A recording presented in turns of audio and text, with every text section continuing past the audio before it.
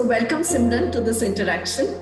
And on behalf of the Goa Institute of Management, I extend a very warm welcome to you. It's always a pleasure to have an alumnus back talking to us and sharing her great work that she's been doing. Everyone has been saying a lot, so I'm really looking forward to this conversation, knowing more from you and what more have you done in the course. So I think we'll go back a little, and you started off being a corporate, and then it was social entrepreneurship. So how did this transition happen from the corporate world to setting up your own social enterprise? So it's been a gradual change. I started working in the corporate space from 2003 onwards, so which is when I passed out of Goa Institute of Management. So I worked full time till about 2014. Starting a social enterprise was not by by design. It was entirely by chance. And what I did was that I continued to do my consulting work and all of that. But I was getting a little restless because I didn't have the kind of work-life balance I was looking for at that point in time.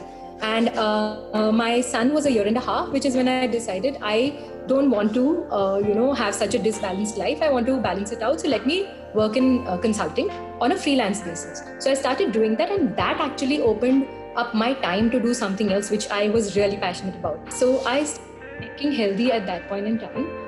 Mainly because my son was turning 1.5 years. So the parent I wasn't very comfortable with was there in the market, wanted to experiment more and all of that. So I started doing healthy baking. After doing it for a year, in 2014, November of 2014, I decided that, there must be a lot of parents like me who will go and, click on Google and look for information and they'll never find it, So let me, what I have learned in my journey as a parent, let me start sharing that with a wider audience.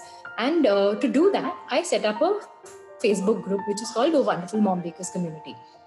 Through that, I started sharing my information, my experiments, my failures of healthy baking. And that led to a lot of other people, parents now. So initially moms, we are predominantly still moms, but a lot of dads also have now joined in and started doing healthy baking. And when I got to know about it, I just went to meet them generally because I like the work they do.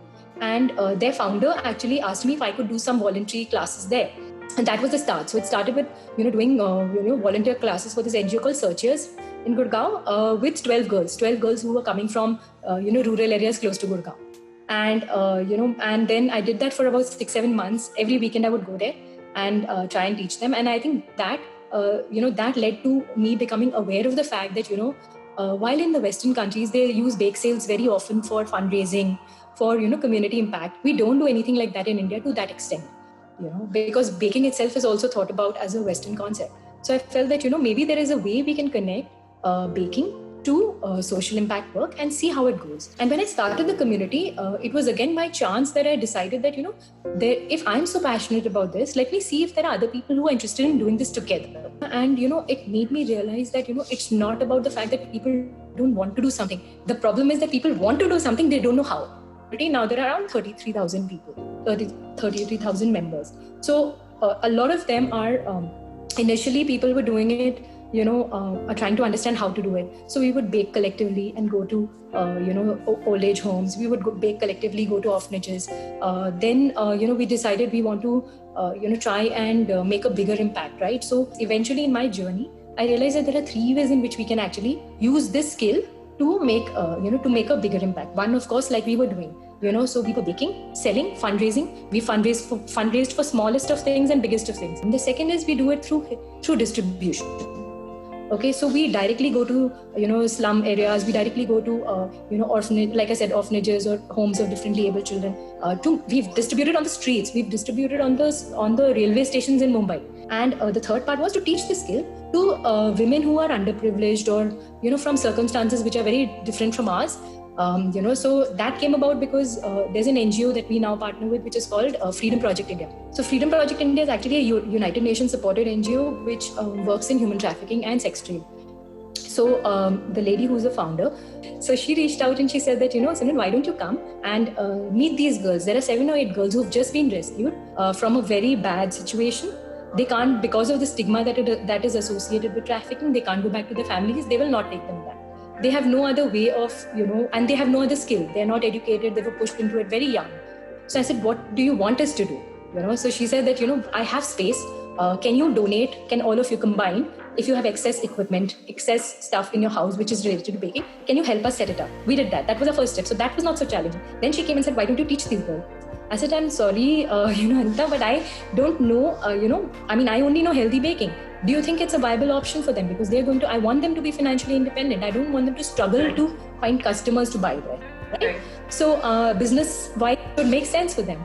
Because this is a huge, like I said, for us, it's not such a big deal, but for them, it's a new lease of life. Yes. If it doesn't work out, it can have a huge impact, and especially also on their confidence, so I didn't want it to, it was a lot of, with a lot of hesitation, I took that up and I went myself, I trained those girls, 7 or 8 bakers from the community that I have, they went and trained those girls. And you won't believe, last year March, this is 2019 March, they've launched their own baking cooperative. They're selling to schools, they're reaching out to corporate clients, they're catering they're baking for parties, and it is, I can't express how good a feeling that is. So I think that is the journey we've tried to make so far.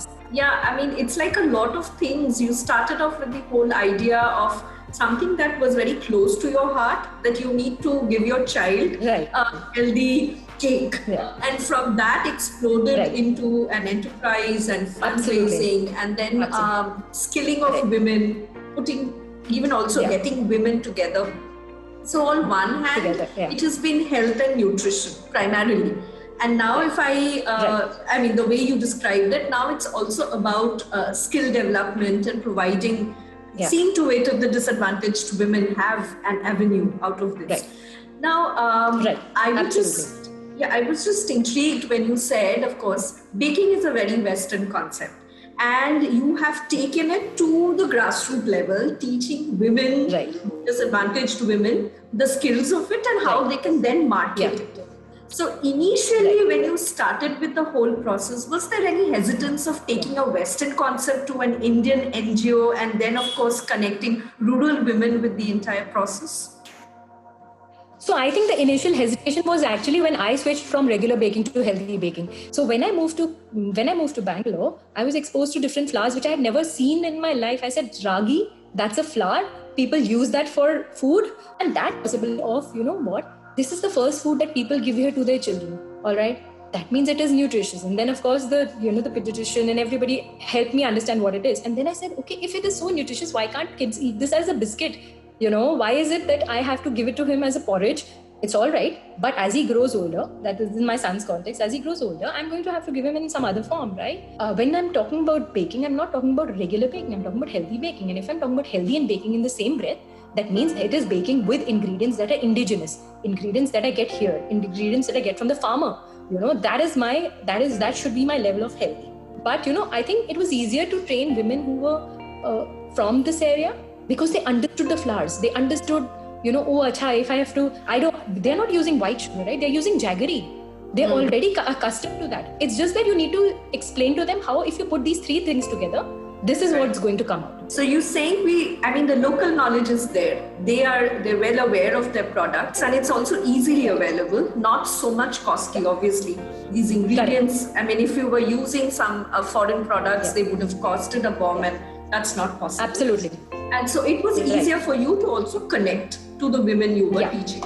You see a market opening up for this healthy baking, and if these women were to if we have more self-help groups of women setting up these baking, baking products, do you think they'll find a market in India?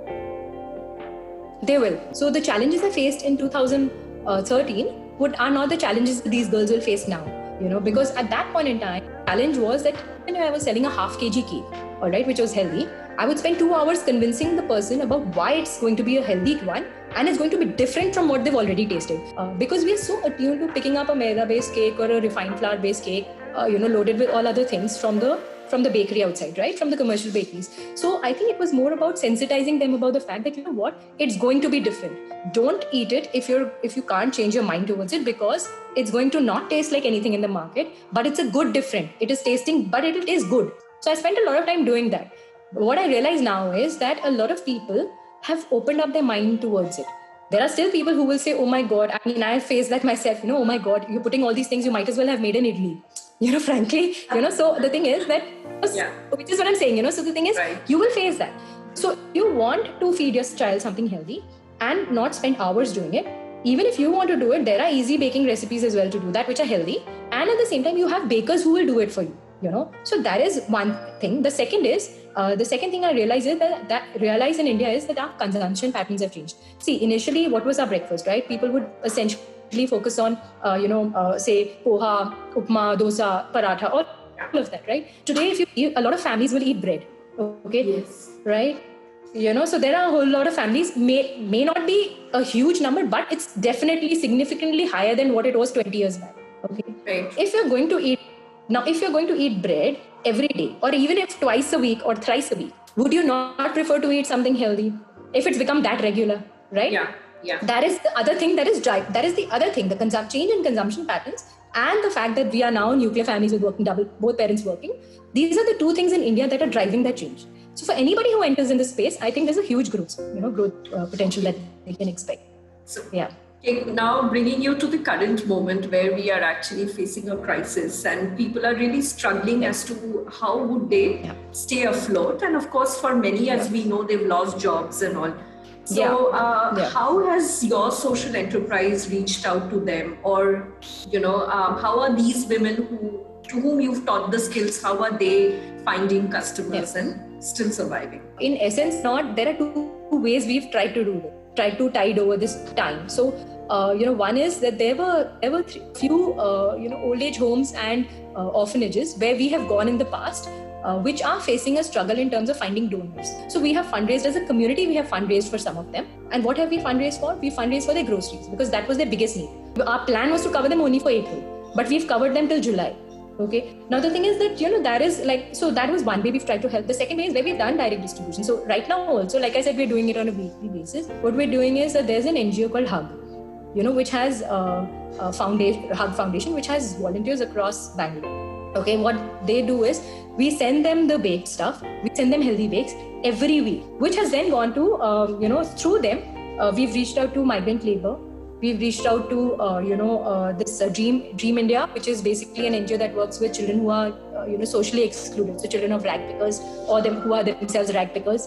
Okay, then there are a couple of homes which we've reached out, which are run by, one is run by this lady called Sister Monica. She has, some 30 or 40 children who are very severely differently able. So, then there are 2 or 3 other homes which are differently able people, even adults. Okay, so these are the homes that we've, reached out to through Hug with baked stuff. Like I said, again, I mean, a lot of people still ask me, that, what difference will it make? It's just one bake, it's just one cake, it's just one muffin. I agree, I agree that, we are not, when you look at it in that context, it doesn't seem like a big change, right?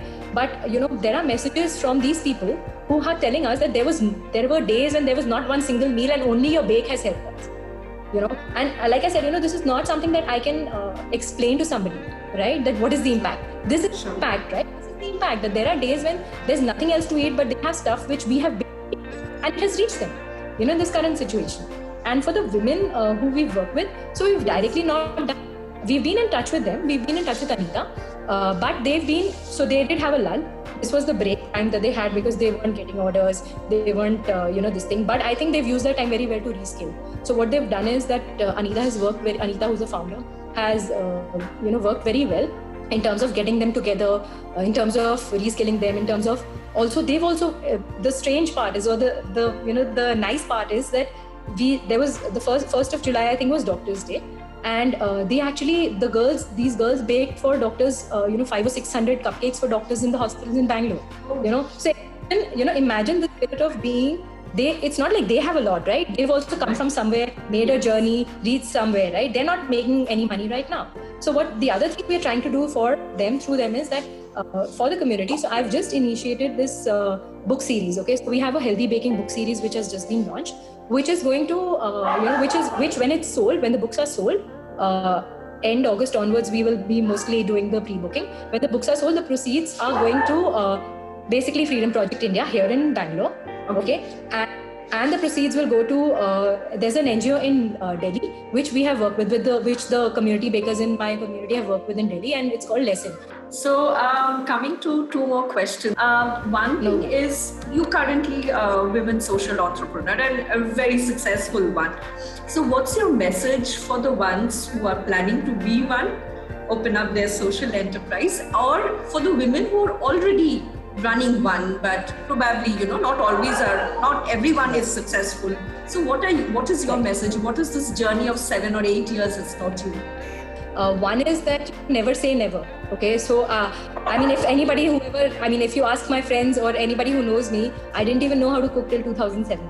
Okay, so for a person like me, if I can make this journey, anybody can. The second thing is you have to be resilient. There will be challenges in the short term. There will be issues in the short term. If you're really passionate about it, you will be able to make that journey. And the third thing is that you need to have a shifting goalpost. And the last question before we wrap up is we are all, be it a business school, be it an individual or an organization, we are all now in our own ways responding to the SDG Decade of Action. How in your own ways are you responding to the development goals of the Agenda 2030, and what are your plans for the next decade probably? Or maybe for the next 5 years or so. Yeah. Through the enterprise, whether it's So Wonderful or whether it's Mom Bakers community, the community itself, we are mainly focusing on the good health part of it, or the goal which aligns itself to good health, right? So that's our way of trying to see that good health from the baking that we do is accessible to every single person, that irrespective of which economic background they come from. The plan for the next 10 years, frankly, is to go beyond India. Yeah, I think it's fantastic listening to you, your journey, how you have reached out to the community even during the difficult times, how you have skilled and reskilled, continue to inspire so many, expanding your enterprise. And finally, what I really liked is I think yours is one of the enterprises which I've come across, other than the big corporations and all, who have really localized the health related goal, because you've really taken it to the grassroots and seen to it that whatever you do, nutrition is the focus. Thank you so much. It's been fantastic connecting with you and interacting. Very nice speaking to you, Shri Rupa. Very nice speaking to you. Have a great evening. Thank you. Thank you.